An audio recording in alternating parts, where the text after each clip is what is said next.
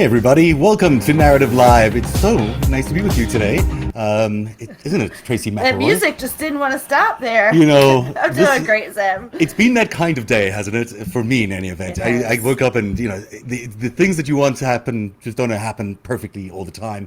And so it's been an interesting day, but we've persevered and we Yes. have a And I like fantastic to say show. that we go with the flow, Zeb. We We just go do, with the we do, flow. and we always stay in good spirits while we do it. So that's always nice.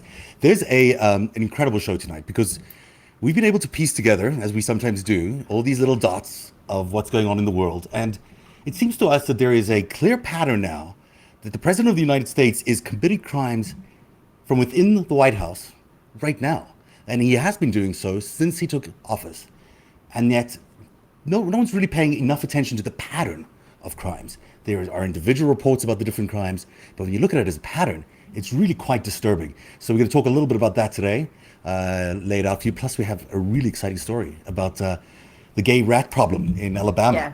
Yeah. I mean, I know we have in general a rat problem in Baltimore The gay that we would rats? like to get rid of, but I'm not so sure about a gay rat problem. But Alabama apparently has one. Well, we'll tell you all about that because it's a big issue. But first, we'd like to start the show at the starting block. It's a good place to go. So let's do that for impeachment.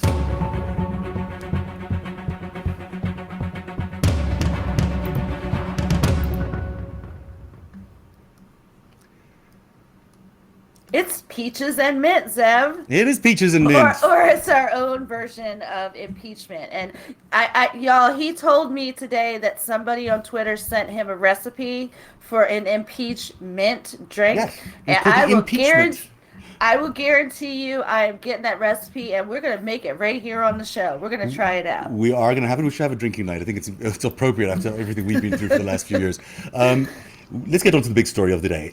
So everyone watched today. I hope at 9 o'clock. I was up so early to watch Jerry Nadler, talk to an empty seat again, as yet another witness did not show up for his Judiciary Committee hearing, and this time it was the White House counsel to President Trump, and it's really beginning to make us think that we are beginning to reach an impasse. That at some point something more serious is going to have to be done. But let's take a look at what Gerald had to tell the chairs today. Take a look. In other words, when this committee issues a subpoena, even to a senior presidential advisor, the witness must show up. Our subpoenas are not optional. Mr. McGahn has a legal obligation to be here for this scheduled appearance. If he does not immediately correct his mistake, this committee will have no choice but to enforce the subpoena against him. In other words, when this committee issues a subpoena, even to a senior presidential advisor, the witness must show. We don't have to hear it twice. We heard it the first time around, but Right. he never did show up. He never did show up. He did not. And in fact, he sent a letter last night through his counsel. He's an attorney that now needs an attorney as well. That's what you need in Washington. You Was, don't count unless you have an attorney who has an attorney. that he was not going to be showing up. And of course, it's a very dangerous precedent because he is a private citizen. The President of the United States yesterday informed the committee and McGahn that he could not appear in front of the People's House, the legislature, which is an incredibly big problem for the separations of power. And it's why we are in a constitutional crisis. And as we were telling you earlier, there definitely appears to be a pattern where the Trump presidency, the administration, and its men mostly are committing what seems to be a pattern of criminality around witness tampering, suborning perjury, and contempt of Congress. Because if you Right. look at And these, sorry, go ahead. we've come up with at least 7 cases of witness tampering, subordinate perjury, and contempt. I mean, it's not a one-time thing. It's, like you said, a pattern of his criminal behavior. And some of the stuff is the stuff that Mueller reported in the Mueller report. Some of it has been happening since. And in the last couple of days, we've learned about Don McGahn, and we've learned a lot more about Michael Cohen's interference from the White House. But there's also been Michael Flynn and other instances involving Manafort and Stone. Right. I can't believe I Right. got that name. So we're going to show you how He's that pattern he's the unfolds. one that's currently sleeping in jail every night, in case you need a reminder. So there's 2 of them sleeping in jail right now. So it's Cohen and Manafort. I bet you they're in different kinds of jails. Let's take a look at why this is important, because most people think, oh, what's fine? If I skip a subpoena, I don't go testify, whatever, I get a pass, or I get $50 fine. It's actually quite serious if you're the president of the United States to encourage something like that, because in the two times that we've had impeachment in our modern day history of America, in both Clinton and Nixon. Correct. They were both part of the articles of impeachment. I mean, Clinton, 1998, corrupt efforts to influence the testimony of witnesses. And look at Nixon, 1974, counseling witnesses with respect to the giving of false or misleading statements and false or misleading testimony. Everyone talks about the obstruction of justice. Everyone focuses on that so much when we look at the articles of impeachment. But this was a big one. Tampering with witnesses is what causes a lot of these impeachments to get triggered. And the reason is because it's happening inside the White House. It's happening while the person is sitting in office. People have said that, crimes that have happened before they've come into office should somehow be forgiven, or at least not acknowledged until after they've left. Right. But if they're happening inside the White House, how can you ignore them? And that's what it seems to have been happening with Don McGahn and Michael Cohen. So we want to quickly run you through our list of McGahn tampering, if I could, by the President of the United States. So, of course, it's the White House counsel. There he is, looking very dashing. He actually knew Donald Trump before they got to the White House. His father used to work for him. And these are the 5 instances that we've been able to find, but there could be more. Much of this comes from the Mueller report. In the summer of 2017, Trump ordered McGahn to tell the Attorney General, who at that time was Jeff Sessions, to unrecuse himself from Trump Russia, which, as you recall, he couldn't really do, because how do you unrecuse yourself from something you've already... Right. It's not really possible. Right. And it was really a big deal to Donald Trump, because I think he thought Sessions was going to cover for him. And, fortunately, Sessions could not recall quite a few meetings he had with Kislyak, so that forced him to recuse. Yeah, I mean, he went through 3 attorney generals before he got to the one that he really wanted, which is Barr, which is basically whitewashing the entire affair for the president without any impunity at all. In June of 2017, so around the same time, Trump calls McGahn again, and this time he wants Mueller fired. He feels like Mueller's got a conflict of interest. He's attached to too many Democrats, and he wants him fired. McGahn says, no, I'm not going to do that. It's not a good idea and illegal. So I'm going to refuse to do that. That causes its own set of problems in early 2018, when the story breaks in the newspapers that Trump tried to fire Mueller.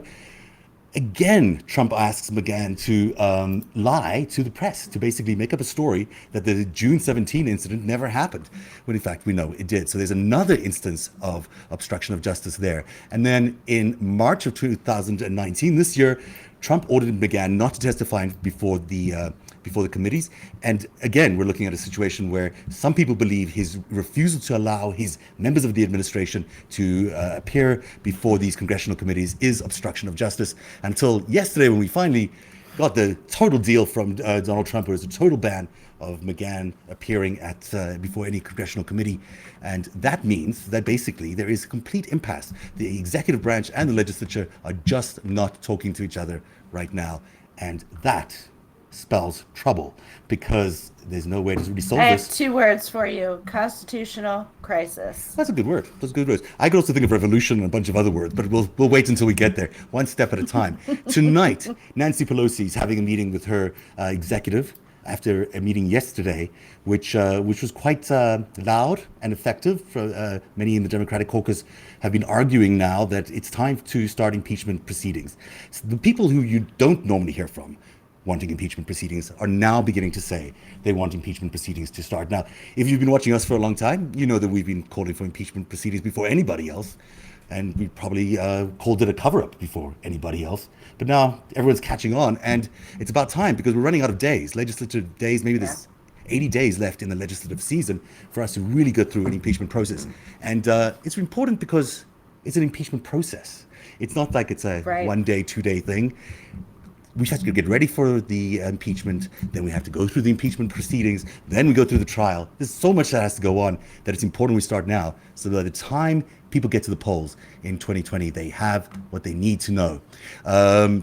Yeah, So, in fact, Zeb, I just want to point out from my perspective as a Maryland voter, Rep. Raskin has been really outspoken in the past few days. He's part of the Democratic leadership. He was in Nancy Pelosi's office calling to start the impeachment process. And it was just today that Elijah Cummings, who is my personal rep, who I vote for, he said that he is now leaning towards thinking more about impeachment. So we're hearing a lot from in Maryland from our reps here.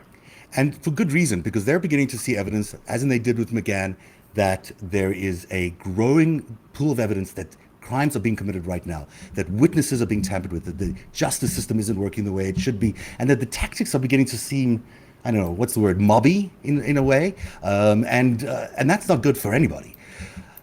One quick second, and we'll tell you exactly what's going on with Michael Cohen, which is very similar to what's happening with Don McGahn, and involves the same people, which sort of means it's potentially a pattern in the works.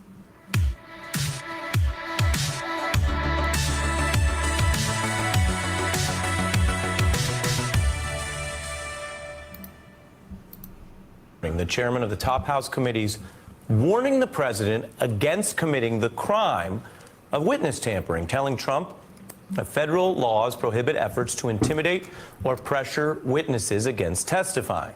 The unusual warning is a response to Trump attacking his former lawyer, Michael Cohen's family, in this interview. He should give information maybe on his father-in-law, because that's the one that people want to look at. And I guess he didn't want to talk about his father-in-law. He's trying to get his sentence reduced. Democrats say that may be a crime. He sounds like a hysterical I mean, mobster calling in Yes. to Judge Jeannie and just spouting off about anybody. It's the president of the United States threatening the family of a private citizen. yes, over a news network. Well, so-called news network. And Well, if he's not on there, he's on Twitter doing the same thing. So this was back in January, and it started beginning to appear to people that this guy was just breaking the law wherever he could, because I guess he doesn't care, or he's just used to it, or this is just the way he is. Well, you and I talked about this earlier, and this is just my personal opinion, but I feel like Donald Trump has lived in a world where he has been able to get away with committing crimes, paying people off, his whole life. So now he's finding that he may be held responsible for his actions, and this is something that's completely new to him. Yeah, remember when he said he could shoot at someone on Fifth Avenue and nothing would happen to him?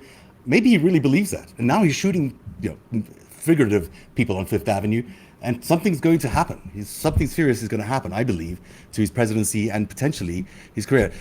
Now there is a law, believe it or not, that on January 13th, your representative there, Mr. Cummings, who is the Yes. head of the Oversight Committee, Gerald Nadler, who's in charge of the Judiciary Committee, and Schiff, who's in charge of the Intelligence Committee, sent a letter out warning the President of the United States not to break this particular law. And this law is a law designed to keep the integrity of the Congress together. Basically, they said to him, our nation's laws prohibit efforts to discourage, intimidate, or otherwise pressure a witness not to provide testimony to Congress, which is exactly what he's done repeatedly now. And this was a warning in January. They told him, don't do this. And then they sat back and they watched him do it again and again and again. Which brings us to the fixer. The fixer. Michael Cohen, who, while in jail, he's able to break story after story. I don't know how he's able to do this, but I feel like he set up some things ahead of time with his lawyer Lanny, and I feel like Tom Arnold has a little something going on there too. So he's got these little safety deposit boxes for some in different places around the country that just whenever he needs a little insurance, just brings it out to remind Trump he's still there. So we learned something big yesterday about 4 lawyers from the White House who are now part of a conspiracy investigation. But we'll get to that in a second. Here are the 6 instances where the President of the United States has tried to interfere with his former lawyer, Michael Cohen. And we'll begin with this one, which is sort of an unknown one. You want to tell people about this? Yeah, this was not known to me, and we have a great clip from Rep. Adam Schiff, and he points us to the pardon of Dinesh D'Souza. I'm not sure if I'm saying his name correctly. I think you are. But he points us to that as a signal that Trump may have been sending to his fixer, Michael Cohen. Yeah, so let's take a look at Adam Schiff. And one of the other disturbing signs we saw just today is the president's announcement that he's going to pardon someone who had violated campaign finance laws by surreptitiously exceeding limits. It looks a lot like a message to Michael Cohen, who may also be implicated in exceeding campaign limits with that Stormy Daniels payment. And then you have the further announcement by the president that he may pardon Martha Stewart, another TV personality who was convicted of, guess what, obstruction of justice and lying to authorities. So he's nothing if not transparent. I love that. It really is a thing, because the president of the United States now just does criminality out in the open and thinks it's okay because it's out of in the open. It isn't, of course, okay. It remains a crime, but if people see it or not. But it also remains to not be accounted for. There have been no consequences yet. Oh. So, I mean, if you can do it, why not? I guess is how he feels. This was very astute of Adam Schiff to notice that there was so much commonality between Dinesh D'Souza and Michael Cohen, and I assume he has more information than he was sharing in that clip to justify what he was saying, because he's not the kind of guy who just shoots his mouth off. But it's really interesting parallel that happened in June of 2018. Now, the next thing that happened with Michael Cohen is in December of that same year, Cohen pled guilty to lying to Congress. As we now know, he lied about the Trump Tower in Moscow and about how far into the election campaign they were still negotiating this massive deal with the Russians to build a big tower in Moscow.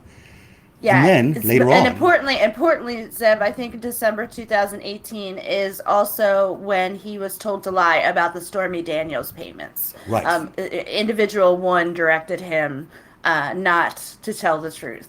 Individual one. I miss him. I'm sure he'll be making a comeback soon. So individual one, of course, Donald Trump, in the New York courts, at least in the New York prosecutor's office, is an unindicted co-conspirator in this case, and we'll see what happens as the case continues. But he admits to lying to Congress, Michael Cohen does, and then he says that Donald Trump told him to do it, that Trump was the one who told him to lie, and he followed through on that lie. So another case of potential obstruction of justice by the President of the United States. Let me show you this third one. It's January 2019. You actually just heard the clip of Trump calling into Jeannie Pirro's show on Fox News and absolutely criticizing Michael Cohen's father-in-law, who, by the way, is probably everything he says he was. Do you want to explain that irony just a little bit for everybody that doesn't know them? Well, for those of us who have spent way too much time looking into Trump Russia, there is a lot of evidence around Michael Cohen's father-in-law that he was once found guilty of taxi medallion fraud in New York, but he also was potentially involved in some illegal activity with Donald Trump, which is why Donald Trump could call Jeannie Pirro's show up and say, this guy's a criminal, because he would know, because he probably committed crimes with him, which is just so classic Trump. You got to hand it to him. It's really, really outrageous. Yeah, but he's the president. He's above the law, so that doesn't matter. There is no law for him. In March of 2019, this most ridiculous statement. Matt Gaetz is like the buffoon of the Republican Party. He tweets this. He's one of. But he tweets this to Michael Cohen publicly. Do your wife and father-in-law know about your girlfriends? I mean, what do you say to that? Just it's like childish stupidity, and yet on top of that, he's still a representative in that. Yeah, but let's keep in mind here, Matt is really close to Roger Stone and Donald Trump. So some might say that by doing this, he's just a mouthpiece for one of the two or both of them. And and these are the kind of dirty tricks that these guys do. I mean, this is Roger Stone created this kind of stupidity in politics, and it's why we're seeing the Republican Party descend into a pit of really kind of childish, stupid behavior and stonewalling, instead of actually doing what they need to do, which is uphold the Constitution. Which brings us to, I think, did we do all them? Maybe we haven't done them. No, we forgot Trump's Twitter rant. We can't forget about that. How can we forget about that's this? What he is famous for. This one was a really good one. Remember this? He woke up one day and it was a tirade against Michael Cohen's father-in-law. And I guess he was trying to exact some sort of revenge by revealing the dirty laundry in the Michael Cohen family. But you can't really compare, Michael Cohen's father-in-law is not, he's not sitting at 1600 Pennsylvania ruling an entire nuclear arsenal and figuring out world And peace. you know what? So No there's no matter real which- comparison. Right. And no matter what you think about Michael Cohen, and we all have our personal opinions, for the President of the United States to be using that forum of Twitter to say these things about a man's wife's father is just, to me, so mind-blowing and unacceptable. Couldn't agree with you more. Which gets us to this last month, when the president's lawyer, Jay Sekulow, is apparently the person who told Michael Cohen to lie, or according to Michael Cohen, speaking somehow from from prison, although really through the transcripts of the House Intelligence Committee, is we're finally hearing that Sekulow and 3 other lawyers involved in the defense of many of the people thought to be involved in Trump Russia are also under investigation. These lawyers are under investigation themselves. And didn't we find out earlier that Jay has now hired a lawyer? No, even better. Abe, I think that's how you say his name, Abe Lowell, who happens to be Abe Lowell, yeah. Kushner and Ivanka's lawyer, he has now hired his own lawyer to fight these subpoenas Because from the committees. because this is a crime. Not showing up is a crime. Telling Michael Cohen to lie in a statement under oath to Congress is a serious crime. It's a conspiracy to suborn perjury. And these guys know it. They're lawyers. They still did it, and they did it with a bunch of other really well-known lawyers. So they went headstrong into an illegal event, and now they may have to pay the price for it.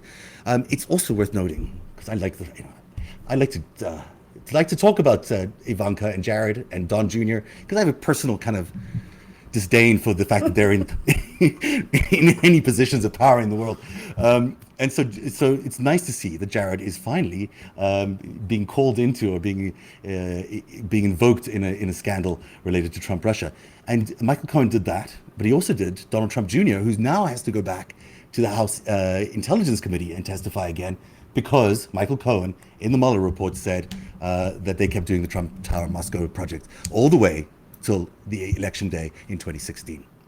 So six instances of Michael Cohen being tampered with, subordinate of justice, of perjury, sorry, and witness tampering. And they And then we add those to the 5. Yeah. We had 5 for Don McGahn, right? So Yeah. we're up to 11 instances now. I didn't want to keep a running tab. where the president of the United States is involved in interrupting the process of justice in a case involving him. And more than that, he's got William Barr sitting at the Department of Justice refusing to investigate anything because he's the president of the United States. It is an untenable situation, and it cannot continue for very much longer. And I think that's why we're seeing, Nancy Pelosi having to, come to Jesus moment today about what she's going to do. There is a third person, of course, the general. Oh, our favorite general, Michael Flynn. Remember him? The good times. Right. So apparently there were some documents that Mueller's team released in the past week or so. And in those documents, Michael Flynn had told the special counsel team that there were multiple instances of people connected to not only the Trump administration, but also Congress, who could have affected his willingness to cooperate with Mueller. So you're saying, again, the same kind of thing that happened to Michael Cohen.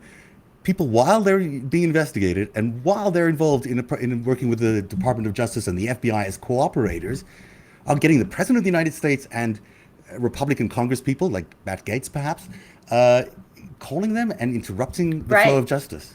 Even better than that, Sev, I know that there was a transcript that was in the Mueller report, and a much larger version, I believe, is going to be for public release. But I think it was Trump's lawyer, Dowd. I'm not sure if that's his name. Yeah, Dowd. He's the one, I believe, who called and left a message for Flynn's lawyer, kind of putting the pressure on, saying, Trump thinks really highly of the general, and we really appreciate knowing anything that he says to special counsel.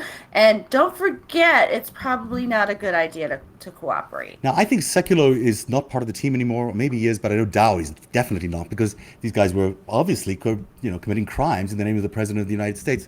So The new team obviously might be better behaved, but the old team certainly were not doing the best of jobs for their client. Isn't Rudy Giuliani still on the team? Yeah, he's like a play Okay. TV lawyer. He's not really, he is a real lawyer, but I think, like, in theory, he had a law degree way back when. Look at this. A possible docket of charges for Donald Trump if we had a Department of Justice willing to investigate a sitting president. These are the kind of things that they could be investigating him today. Witness tampering for crimes that happened after he was elected. Obstruction of justice, a crime that happened after he got into office. Intimidating a congressional witness, which is a significant crime because it affects the separation of powers, and suborning perjury. Those are 4 big crimes that the President of the United States, Donald Trump, has been committing while in the White House, while an occupant of 1600 Pennsylvania, probably using government stationery and then, he doesn't. He has his own phone, so Putin can hear everything. He doesn't use email though. I think I should recall that. But he is using the whatever. He's using the office, and he shouldn't be using the office in this way, especially not to intimidate people in his own investigation. And it's the kind of thing Nixon did, and we know where that got him. One other interesting thing we were able to discover today, we just, in connecting these dots between who the Trump administration has been targeting with their witness tampering and their obstruction of justice, and the people who were most cited in the Mueller report. On the left there, you see what the New York Times compiled, which is the number of times each of these significant witnesses were mentioned in the Mueller report. And you can clearly tell the big 3 are McGahn, Flynn, and Cohen. And guess who the 3 people are that the Trump administration, that Donald Trump and his henchmen have been targeting with their offensive to try and disrupt the judicial process? Those very same 3 people, which I think is a significant fact. 2 more things I want to point out, if I may. Gates is also a huge circle in that diagram, and Gates has been cooperating so much that every time they try to bring him up to evaluate his status, the Mueller team's like, no, hold up, he's still cooperating with us. So clearly that should scare quite a few people. The other thing is that I see a little circle around Hope Hicks there, and we just learned today that Jerry Nadler had subpoenaed both her and Don McGahn's chief of staff. So somebody on Twitter said it would be the summer of subpoenas, and I think that they just might be right. Yeah, don't forget that Hope Hicks is the one that, while they were on that plane, I don't know where they were coming back from, maybe it was Helsinki, one of those places, that they decided to lie about the Natalia Veselnitskaya meeting. The adoption meeting. So it's easier to say it that way. So if you think Mueller's over, if you think the investigation's over, don't be fooled. It's still going on. In fact, I have a theory that maybe they were letting this sort of happen. That maybe they thought, well, the 2016 stuff is a little hard to fully convict on, but we are following him around every single day, and he's going to keep committing crimes because he commits crimes. That's what he does, and he seems to have been fitting that pattern, fulfilling that pattern quite well since he's taken office. There is more. There is more, though, right, Tracy? There are 2 other people. There are 2 more people that we need to include in this. Manafort, our friend who is incarcerated. Him and Kalimnik, they tampered with 2 witnesses in regard to their work in the Ukraine, and that was Alan Friedman and Eckhart Sager. And my favorite character of all time in Trump Russia, Roger Stone. I call him Back Tattoo. That's my name for him. But anyway, he also threatened 2 witnesses, and they happen to be friends of his, Jerome Corsi and Randy Credico. Now, the one with Randy is just kind of incredible because he even threatened the guy's poor 13-year-old dog. What? Yeah, he did. Well, I mean, Roger Stone is not the man with a lot of heart, as we know. Anyone who would have a Nixon tattoo on their back maybe would hurt a dog, but that is quite horrible. Is the dog okay? I believe so. Poor thing. Poor thing. So where is Roger Stone? We might have an idea of where he is. We do. Now. We know where he's going to be in a few weeks. It's just stay tuned. It's a hot story, and we've got it next for you here on Narrative Live.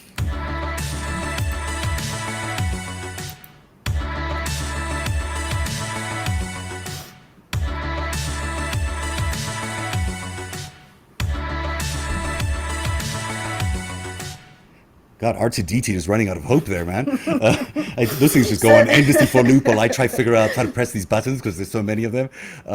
This next segment I'm calling "It's Not the Onion, It's Real Life," Seth. Okay, And so we're going to not the talk onion. more about Roger Stone. Yes. What do we know about Mr. Roger Stone? Well, apparently Roger Stone is feeling the need to come up with some money for his defense fund. Oh yeah. So I thought he was quite a rich guy. Isn't he quite well, wealthy? apparently he's not doing so well. Oh, maybe too much money in offshore holdings that have been frozen. Because that can happen. So he actually reached out to the judge and asked for permission to leave the state. Oh yeah. What's he going to do while he's traveling? He wants to be a judge at the National Exotic Dancer Competition that they're hosting at the Pony, which is America's strip joint in Memphis. America's strip joint? You sort of, for someone who's so big on research, you're sort of burying the lead there for me a little bit. You know, I was expecting to know a little bit more about what goes on at the Pony, and you're not going to reveal, are you? I'm not. I'm going to let everybody Google that for themselves. Well, you know what? I can do better than that because I've got cameras. This is what I look at every day, by the way, when I'm doing the show. And if I choose the right ones, I can show you what goes on with the Pony. Look at this thing. What is that, Sam? It's your average pink trailer, I guess. Looks like maybe carried horses at one point. But the Pony is a legendary strip club, and if you want to see Roger Stone there, you think there's more racy pictures here. I'm just terrified of what will happen. Oh, look, there's a Make America Great hat right there. Lots of dogs and, oh yeah, this kind of stuff, you know. The kind of stuff you'd expect to see at strip joints. And yeah, I better get myself back on camera because I know there's a way to do that. Whoops, there you go. I wonder how much does one get paid to be a judge at the National Exotic Dancer Competition? Are you asking for two of me? Are you asking for a friend or? Yeah, I am. Because I'm sure it's can be what $1,000. I don't know, maybe more. How would I know? I've never been to a strip joint in my life. There's another big story happening, and it's the story that we are calling the tweet of the day. It's the tweet of the day. And I want to be able to do this correctly, so I think it's this button. I hope it works. It's time now for the first ever tweet of the day.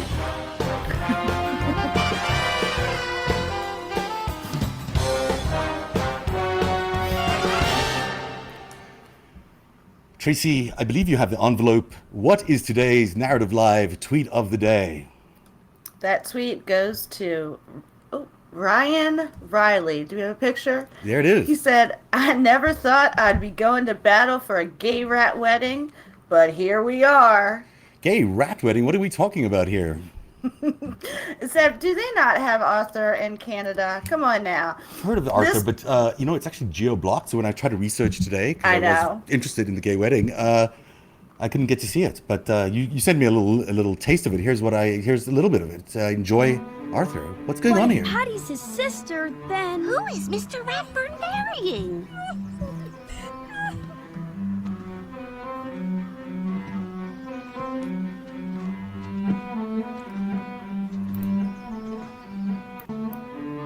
But if Patty's his sister, then who is Mr. Ratburn marrying? Oh, they might be repeating themselves now. It is repeating. Well, it's lovely. I mean, because it's emotional moments. I was in tears for the whole thing, all 10 seconds of it. So, just to be sure that everyone understands, these are two rats that are gay. They're getting married. It's one rat. I'm not sure. Is the other one a rat as well? I'm not sure. Yeah, but Arthur is a cherished children's show. It's a cartoon that's been on public broadcasting for 20-some years. And this episode, this season, had the teacher, Mr. Ratburn, coming out as gay and getting married in this episode.